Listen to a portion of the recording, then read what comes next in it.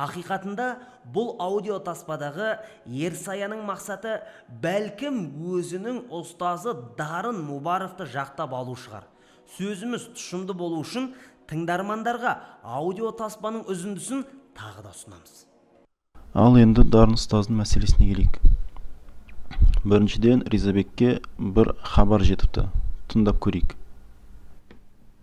Өткенде бір материал жүр. Ондағы жаңағы олардың ұстаз сымақтары Дарын Мубаров деген бар. Мен бір Матрудидан сұрадым дейді. Ол қандай Матруди? Айтады. Сендер дейді, Аллаға мекен беруге болмайды деп айтасыңдар дейді.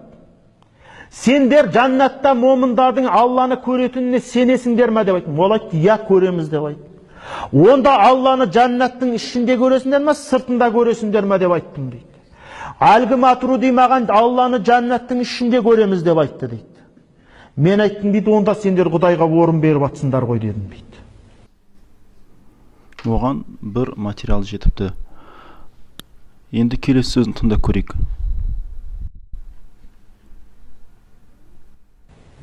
Ол жаңағы өздерінің ойлары жасап алып бізге жала жауып тұрған. Дәл сүйдеп айтқан Матрудиді алып келсін бізге, сөйлесейік. Ол сол Матруди ме екен, соның өзі оны айтып тұрған. Енді бұл жерде Ризабектің сөзі сәл түсініксіз болып тұр. Біріншіден, ол бұл оқиға нақты болды ма, болмады ма білмейді.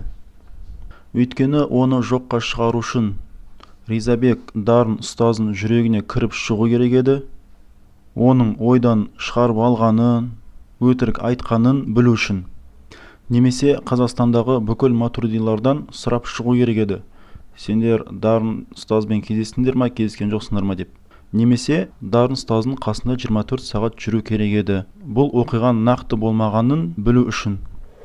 Біріншіден, Ерсаяның сөзіне қарағанда, Ризабек Баттаулы мәселенің мәнісін білмей, істің ақ-қарасын ажыратпай, Дарын Мубаровқа өтірік, дәлелсіз, жала жауаптымыз. Ерсая өз ұстазы Дарын Мубаровты жақтап алудан бұрын мәселенің ара жігін ажыратып алу керек еді.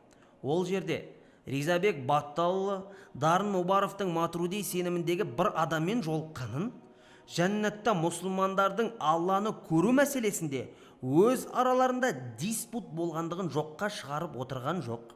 Керісінше, Дарын Мубаровтың әлгі Матрудимен кездесу барысында ол кісінің айтпаған сөзін айтты деп өтірік айтуында болып отыр. Енді Дарын Мубаровтың айтқан сөзіне құлақ түрсек. Сұрақ қойсам бола ма дедім, жақсы. Онда Аллах тағаланы жәннатта көреміз дегенге сенесіз бе дедім? Сенемін деді. Онда енді сіздің қағидаңызға салып осыны талдайық дедім. Аллахты жәннатта көрген, жәннаттың ішінде көресіз бе, сыртында көресіз бе деп сұрақ қойдым. Ол біраз сыртта, ішінде деп айтты. Ол біраз сыртта, ішінде деп айтты. Дарын Мубаров жоғарыда айтылған уағызында әлгі Матруди бауырымыздың Алланы жәннаттың ішінде көреміз деп айтты деп нақақтан нақақ жала жауып өтірік айтып отыр.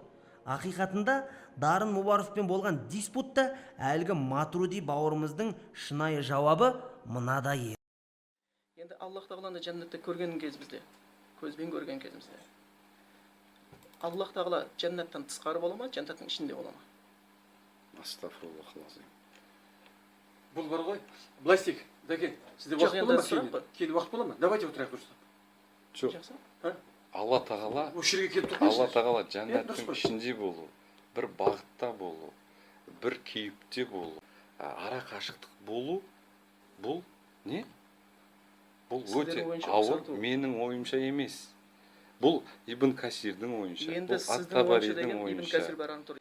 Имам Азам Абу Ханифаның бойынша қанша қараңыздар? Жәннатта көреді. Тыңдап отырғандарыңыздай, Матруди бауырымыз мұсылмандардың Алланы жәннаттың ішінде болуы, белгілі бір бағытта болуы, кескін кейіпте, ара қашықтықта көреміз деу ахли сунна уал жамағаттың ұстанымына жатпайды, яғни қате түсінік екенін ашық айтып отыр. Бұған дәлел Дарын Мубаров сұрақ қойған кезде Матруди бауырымыздың астағфирулла, яғни Алла сақтасын деп жауап бергендігі. Демек, бұл аудио таспада Алланы жәннаттың ішінде көреміз деген сөз Матруди бауырымыздың тарапынан еш айтылған жоқ ағайын. Яғни Дарын Мұбаров осы уағызында кезекті кәззаптығын жасап, Матруди бауырымыздың айтпаған сөзін айтты деп, жәннаттың ішінде деген сөзді өз тарапынан қосып отыр. Асылында Ризабек Батталұлының Матрудилер айтпаған сөзді Дарын Мұбаров өз ойынан шығарып қосып отыр деуінің мәнісі осында. Демек, Дарын Мұбаров бұл аудио таспада осы тақырыпқа байланысты өтірік сөйлеп, кәззаптық жасап отыр. Екіншіден, Ерсая Ризабек Батталұлына еш негізсіз жала жауып, Дарын Мұбаровты кәззап етіп көрсетті деп ақпарат таратудан бұрын істің мән жайын жақсылап зерделеп, түсініп алу керек еді. Бұл мәселеге қатысты екі тұжырымдама жасауға болады.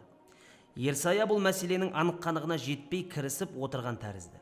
Себебі Ерсая ұстазы Дарын Мұбаров пен Матрудидің арасында болған әңгіменің мәнісін толық білмейді, немесе біле тұрып әдейі бұрмалап отыр деуден басқа айтар уәжіміз жоқ.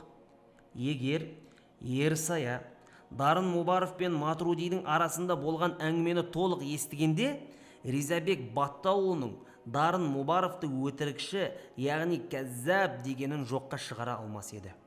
Түйін: Дарын Мұбаров пен Матрудидің арасында болған диспутта Ерсая немесе ұстазы Дарын Мұбаров екеуінің біреуі өтірік айтуда.